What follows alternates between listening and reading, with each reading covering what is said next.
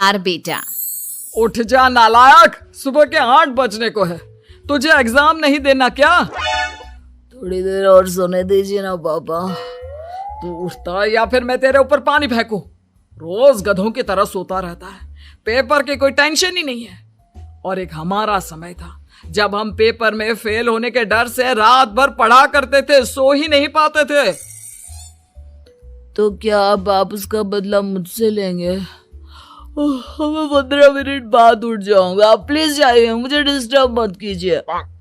इतना कहकर रौनक रजाई ढककर फिर से सो जाता है। तू ऐसा नहीं मानेगा, रुक मैं अभी पानी लेकर आता हूं। बस फिर क्या था, इतना कहकर वो भागते हुए बाथरूम में जाते हैं और पानी की एक बड़ी सी बाल्टी लाकर रौनक के ऊपर फेंक देते हैं। पानी पड़ते ही रौनक झट से उठ जाता है। ये आपने क्या किया पापा? अब तो उठेगा नहीं तो यही करना पड़ेगा ना। वैसे थैंक्स डैड, आपके कारण ना अब मुझे नहाने की भी जरूरत नहीं पड़ेगी। चलिए अब आप माँ से बोलकर मेरे कपड़े निकलवा दीजिए, तब तक मैं ब्रश कर लेता हूँ। वैसे कल ना आप एक काम और करना, नहलाने के साथ साथ मुझे ब्रश भी करवा देना। ये ब्रश करने में ना मुझे बहुत आलस आता है। रौनक की बातों से अरविंद का मुंह खुला का खुला रह जाता है। वो अपनी पत्नी कमला के पास जाता है और रौनक की हरकतों के बारे में बताता है, जिसे सुन उसकी पत्नी हंसने लगती है। तुम अपने बेटे को समझाने के बजाय हंस रही हो। रौनक बच्चा है, धीरे धीरे सुधर जाएगा, आप क्यों उसके पीछे पड़े रहते हो? अभी नहीं सुधरेगा तो कब सुधरेगा? 10वीं क्लास में है रौनक, वो अब कोई बच्चा नहीं रहा। अरविंद की इतना बोलते ही वहां रौनक भी आ जाता है। क्या डैड, मैंने आपको एक काम दिया था, वो भी नहीं हुआ आपसे। अरे क्या हुआ बेटा? माँ, मैंने डैड से बोला था कि वो आपको बोलकर मेरे स्कूल की यूनिफॉर्म निकाल दे, लेकिन मेरे पीछे पड़ने के अलावा इनसे एक काम ढंग से नहीं होता। देख रही हो कमला, देख रही हो अपने लाडले को? अरे आप चुप रहिए जी। चलो बेटा, मैं तुम्हें कपड़े निकाल कर दे देती हूँ। बस ऐसे ही साल पर साल बीतते जाते हैं, लेकिन रौनक के रवैये में कोई बदलाव नहीं आता। वो पहले से भी ज्यादा आलसी और पूरी तरह अपने माता पिता पर निर्भर हो जाता है। 2 साल बाद पता नहीं कहाँ गायब रहता है पूरे दिन, अब तक तो आ जाना चाहिए था। अरे आप इतनी फिक्र क्यों कर रहे हैं उसकी? दोस्तों के साथ खेल रहा होगा, आ जाएगा अभी। ये कोई टाइम है खेलने का? 10 बजने वाले हैं, इतनी रात में कौन खेलता है? कमला कुछ कहती उससे पहले ही रौनक वहां आ जाता है। मम्मी जल्दी से खाना लगा दो, बहुत भूख लग रही है। तुम्हें तब तक खाना नहीं मिलेगा जब तक तुम बता नहीं देते कि इतनी रात गए कहां से आ रहे हो। ओ प्लीज डैड, अब आप एसी पे प्रद्युमन बनकर मेरे सर पर बंदूक लेकर मत बैठ जाना। अपनी फालतू की बकवास बंद कर और बता कहां से आ रहा है। माँ अब समझाइए ना डैड को। बता देना बेटा, इनको भी तसल्ली हो जाएगी। आप बोल रही हैं तो बता देता हूँ, मैं दोस्तों के साथ मूवी देखने गया था, इसलिए देर हो गई। तो इन सब चीजों में मेरे पैसे उड़ाता है। कभी 1 रुपया कमाने के बारे में सोचा है तूने? जब देखो हवा की तरह पैसे उड़ाता रहता है।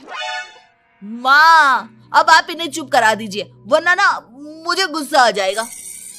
अच्छा क्या कर लेगा? बता ना क्या कर लेगा तू?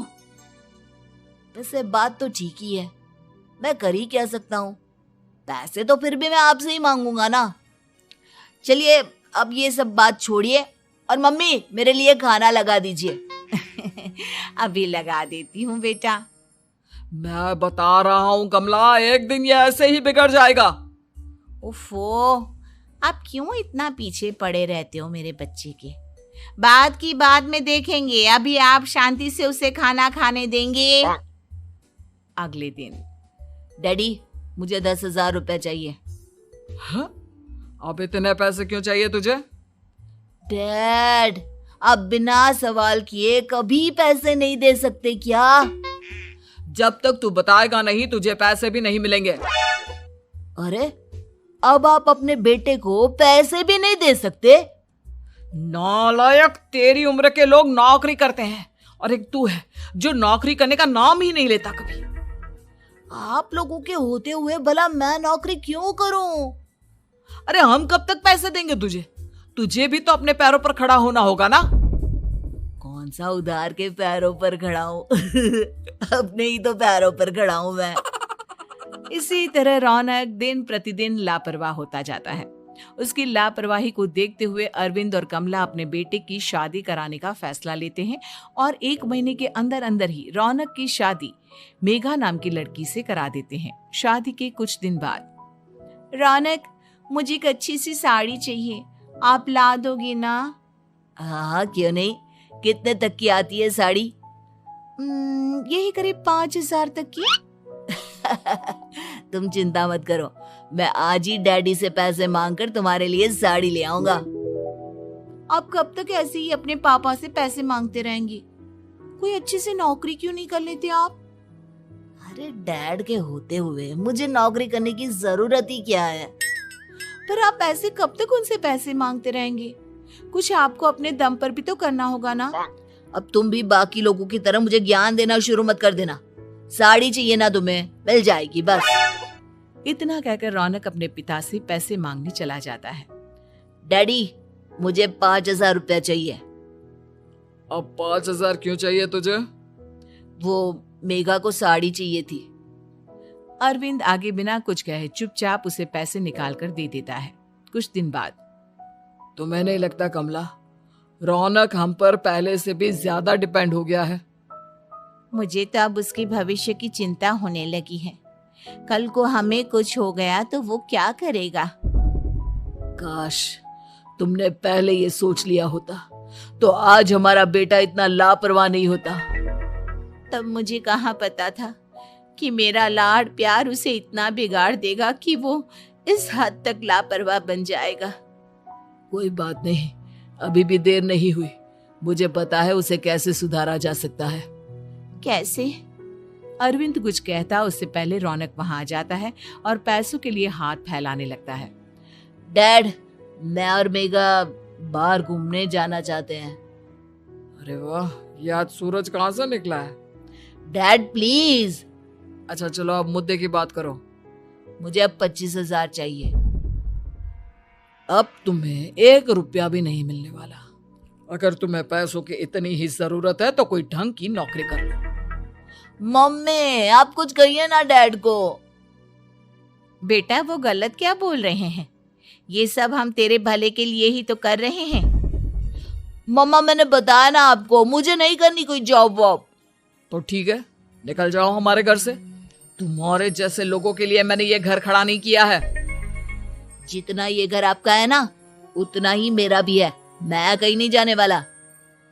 जाना तो पड़ेगा ही तुझे, क्योंकि अब मैं तेरा कोई भी खर्चा नहीं उठाने वाला।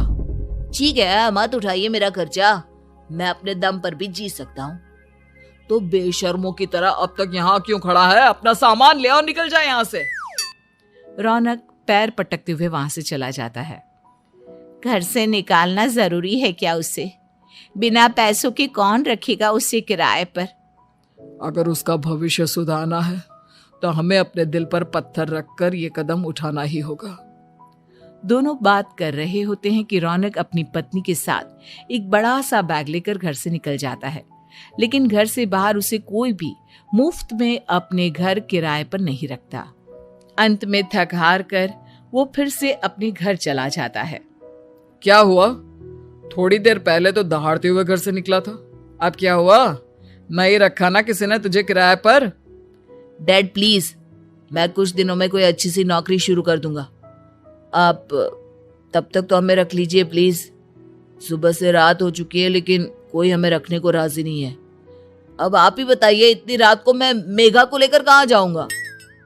ठीक है ठीक है, बहू की वजह से मैं तुझे घर पर रख रहा हूँ, लेकिन तू इस घर में एक बेटे की नहीं बल्कि एक किराएदार की हैसियत से रहेगा। 3 महीने हैं तेरे पास। इन 3 महीनों के अंदर अंदर मुझे तेरी पहली तनख्वाह हाथ में चाहिए, समझ गया? पक्का डैड, इन 3 महीनों के अंदर अंदर तो कोई बढ़िया सी नौकरी ढूंढ ही लूंगा मैं। ऐसे ही धीरे धीरे समय बीतने लगता है और अरविंद के दिए 3 महीनों में से 2 महीने बीत चुके होते हैं। पापा जी ने हमें 3 महीने दिए थे, जिसमें से 2 महीने तो बीत चुके हैं। अब ये आखिरी महीना बचा है। अरे तुम चिंता मत करो, आज मेरा ना 2 जगह इंटरव्यू है, दोनों में से कहीं ना कहीं तो जॉब लग ही जाएगी। अच्छा, all the best. Raunak interview के लिए निकल जाता है, जिसके बाद शाम में रौनक घर आता है। कैसा गया इंटरव्यू? आपकी नौकरी लगी या नहीं? अरे पहले सांस तो ले लेने दो अच्छे से। बताइए ना, मुझसे तो जरा भी इंतजार नहीं हो रहा है। वो दरअसल बात यह है कि मेरी नौकरी तो लग चुकी है, लेकिन पैसे बहुत कम है। कितने पैसे हैं? 15,000। इतने में अरविंद और कमला मिठाई का डिब्बा लेकर आ जाते हैं। बधाई हो बेटा। हम जानते थे तेरी जॉब जरूर लगेगी। लेकिन मेरी सैलरी बहुत कम है मम्मा। कम है तो क्या हुआ, धीरे धीरे बढ़ जाएगी। हाँ बेटा, हम तो बस चाहते थे कि तू अपने पैरों पर खड़ा हो जाए। मतलब अब आप मुझे घर से नहीं निकालेंगे? नहीं, ये सब हमने तुझे जिम्मेदार इंसान बनाने के लिए किया था। Thank you mummy papa. अगर आप दोनों ऐसा नहीं करते तो मुझे कभी अपनी जिम्मेदारियों का एहसास तक नहीं होता। आज आपने मुझे सिखा दिया कि इंसान का अपने पैरों पर खड़ा होना भी जरूरी होता है। इतना कहकर रौनक झट से अपने माता पिता के गले लग जाता है और अपनी कमाई की पहली तनख्वाह वो अपने माता पिता के हाथ में सौंपता है। इस तरह रौनक एक गैर जिम्मेदार व्यक्ति से एक जिम्मेदार व्यक्ति बन जाता है।